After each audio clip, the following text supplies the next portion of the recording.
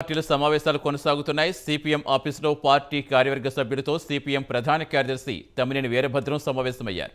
మరోవైపు హిమాయత్ నగర్ పార్టీ కార్యాలయంలో సిపిఐ ప్రధాన కార్యదర్శి కోనిమినేని సాంబశివరావు అధ్యక్షతన కార్యవర్గ సమావేశం జరుగుతోంది. బీజేపీపై పోరాటంలో భాగంగా వచ్చే ఎన్నికల్లో బీఆర్ఎస్తో కలిసి పోరాడతామని గతంలో లెఫ్ట్ పార్టీలు చెప్పాయి. అయితే అభ్యర్థుల ప్రకటనలో లెఫ్ట్ పార్టీలు సీఎం కేసీఆర్ దూరం పెట్టారు. సిపిఐ, సిపిఎం అడిగిన అన్ని స్థానాలకు అభ్యర్థులను ప్రకటించారు. సీఎం ఇచ్చిన షాక్ కౌంటర్గా లెఫ్ట్ పార్టీలు సమావేశం నిర్వహిస్తున్నాయి.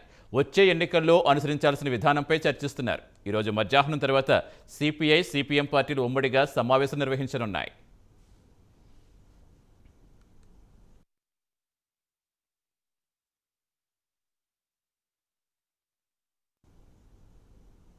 పూర్తి సమాచారం ఇచ్చేందుకు మా కరెస్పాండెంట్ కుమార్ జాయిన్ అవుతున్నారు. కుమార్, ఇంకా ఈ సమావేశాలకు ఎవరెవరు హాజరయ్యారు? ఉమ్మడి సమావేశం ఎన్ని గంటలకు నిర్వహించబోతున్నారు?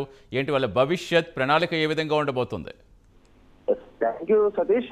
తెలంగాణలోని లెఫ్ట్ పార్టీల సమావేశాలు అయితే ప్రస్తుతం అయితే కొనసాగుతున్నాయి. దీనికి సంబంధించి సిపిఎం ప్రధాన కార్యదర్శి తమ్మినేని వీరభద్రం అలాగే పార్టీ కార్యవర్గ సభ్యులతో సిపిఎం ఆఫీస్ లో అయితే ఈ సమావేశం అయితే ప్రస్తుతం అయితే కొనసాగుతుంది.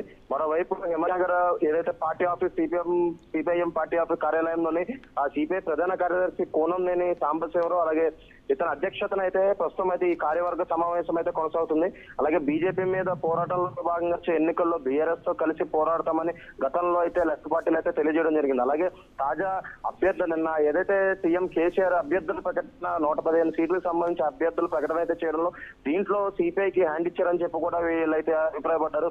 అలాగే దీనికి సంబంధించి కూడా వీళ్ళని దూరం పెట్టారు కేసీఆర్ అని చెప్పి కూడా వీళ్ళైతే అనుకుని సిపిఐ, సిపిఎం అడిగిన అన్ని స్థానాలకు అభ్యర్థులని సీఎం అయితే ప్రకటించబోవడంతో మొత్తానికి సిపిఐ లెఫ్ట్ పార్టీలకు అయితే ఒక షాక్ ఇచ్చినట్టే అనుకోవచ్చు. అలాగే దీనికి సంబంధించి వచ్చే ఎన్నికల్లో అనుసరించాల్సిన విధానంపై సమావేశంలో అయితే చర్చించడం జరుగుతుంది. అలాగే ఈ రోజు మధ్యాహ్నం తర్వాత సిపిఐ, సిపిఐఎం పార్టీ ఉమ్మడి సమావేశం అయితే చేస్తారు. అలా మధ్యాహ్నం 3:00 కి ప్రస్తుతం ఇక్కడ మీటింగ్ అయిపోయిన తర్వాత 3:00 కి రెండు సిపిఐ, సిపిఎం ఇద్దరు కలిసి ఒక సమావేశం అయితే నిర్వహిస్తారు. దీనికి సంబంధించి వచ్చే ఎన్నికల్లో ప్రణాళిక ఏ విధంగా ఉండబోతుంది, ఏదైతే బీఆర్ఎస్ తో పొత్తు పెట్టుకొని నడుస్తారా లేదంటే ఇండిపెండెంట్ గా పోటీ చేస్తారా అనే కోణంలో అయితే వీళ్ళైతే ఒక సమావేశం అయితే ఏర్పాటు చేస్తారో ఆ తర్వాత నిర్ణయం అయితే 3 తర్వాత అయితే తెలియజేసే అవకాశం ఉంది సతీష్.